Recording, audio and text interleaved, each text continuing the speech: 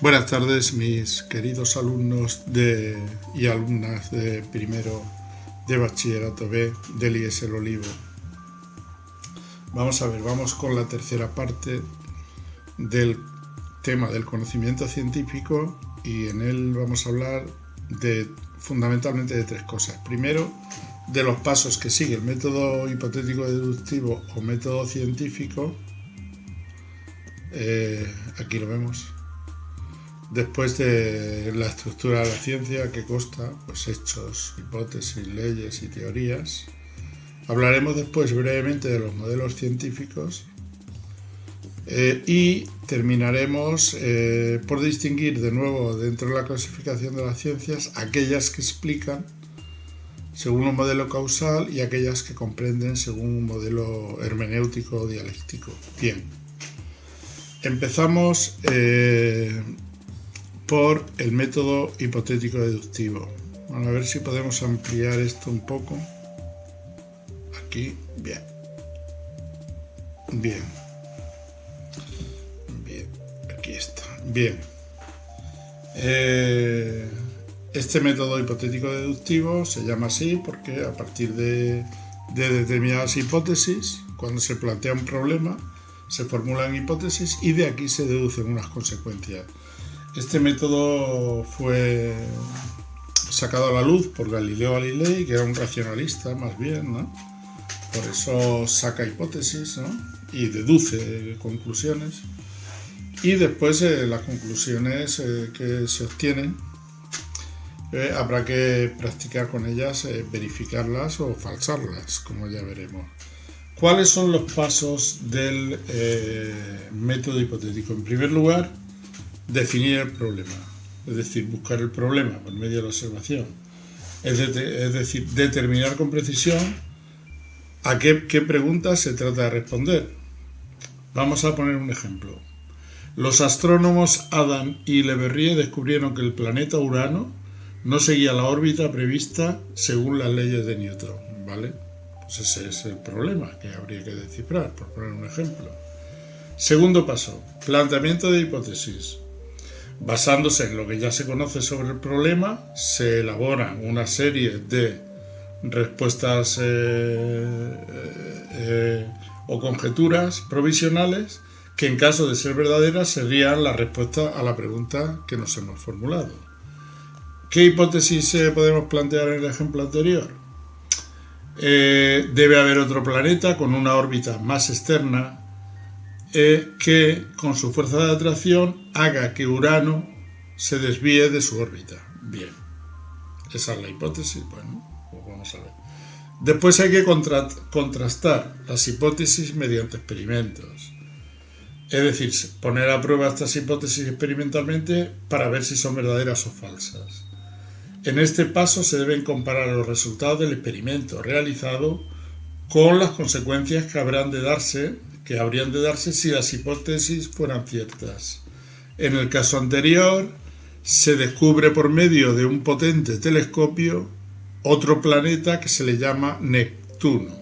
Bien, obtención de conclusiones, quinta parte del método científico. Si el experimento ha confirmado las hipótesis, estas pueden ser aceptadas, por lo menos provisionalmente.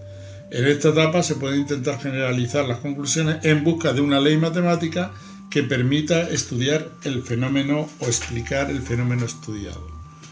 En el ejemplo anterior del planeta se añadiría Neptuno a la serie de planetas que ya teníamos. Vale.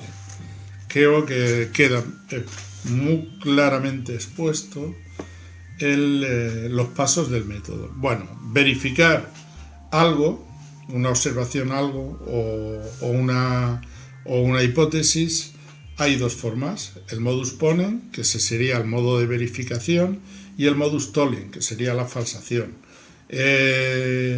Si por ejemplo yo digo que todos los cuervos son negros, tendría que ir uno a uno examinando para verificar, ¿verdad?, que la proposición general se da o es cierta.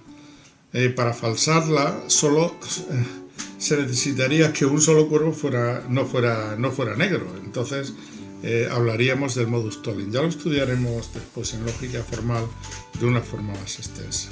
Bien, vamos a minimizar esto.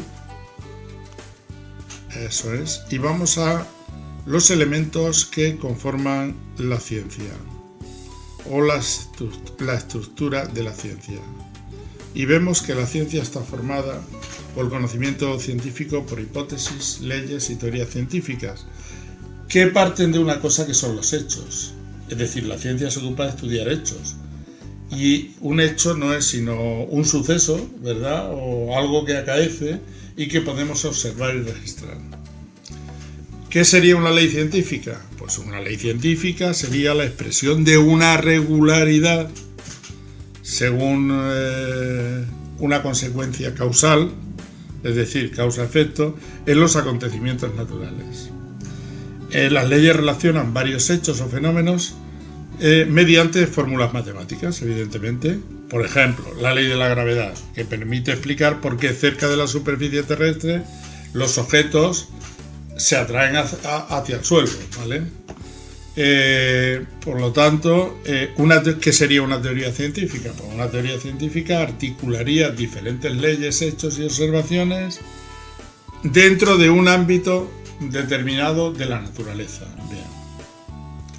Por ejemplo, teoría científica, la mecánica de Newton, que incluye leyes como la ley de la gravedad o las leyes del movimiento, y explica con gran precisión tanto el movimiento de una piedra en la superficie terrestre como la trayectoria de los planetas. Bien, de acuerdo. Vamos a achicar esto un poco, a ver si somos capaces, y vamos a los modelos científicos. Modelos científicos, ¿qué es un modelo? Pues un modelo es algo artificial del cual nos servimos para estudiar una teoría. Por ejemplo, el modelo del planetario de Madrid pues nos serviría para estudiar el sistema solar o bien para estudiar la astronomía, etcétera. Pues un modelo, puede haber muchos modelos. ¿Qué modelos podemos distinguir? El homológico deductivo, el que más se usa en la ciencia, que practica lo que hemos llamado antes el razonamiento deductivo, es decir, de unas premisas se obtiene una conclusión. Bien. Después está el modelo inductivo, que es el contrario, que también lo hemos estudiado. Entonces aquí se parte de casos particulares para llegar a algo general. Entonces tiene que utilizar el movimiento, o sea, lo que es la probabilidad, o sea, se trataría de explicaciones inductivo-estadísticas, evidentemente. Vale. Tendríamos después el modelo histórico-genético, que explica las variaciones de un determinado hecho a lo largo de un proceso de evolución por su relación con otros hechos. Esto sería, por ejemplo, el método que utiliza por acumulación de datos la historia, ¿no? Es propio de las ciencias humanas históricas. Bien. Y por último, el modelo funcional o teleológico, que sería el que utiliza las ciencias, en los cuales estos hechos tienen una finalidad, por ejemplo los actos humanos, ¿no? que siempre se ejecutan con un fin o con una tendencia, etcétera, ¿no? Bien, por último, si soy capaz de achicar esto de nuevo, bien, vamos a ver ciencias que explican muy brevemente y ciencias que comprenden. Las ciencias que explican son las ciencias empíricas o naturales, lógicamente. ¿Qué es una explicación? Pues es encadenar una serie de leyes o teorías en relación a la ley de causación, de causa-efecto, ¿no? Es decir, son aquellas ciencias que explican, son las que utilizan el método unificado de la ciencia. Bien.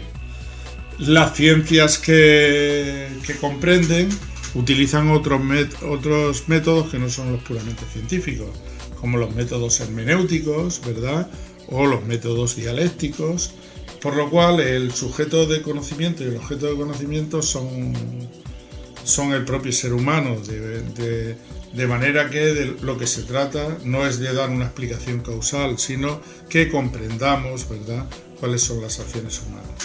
Bueno, pues un poco apretado este capítulo, pero ya está más o menos explicado. Gracias.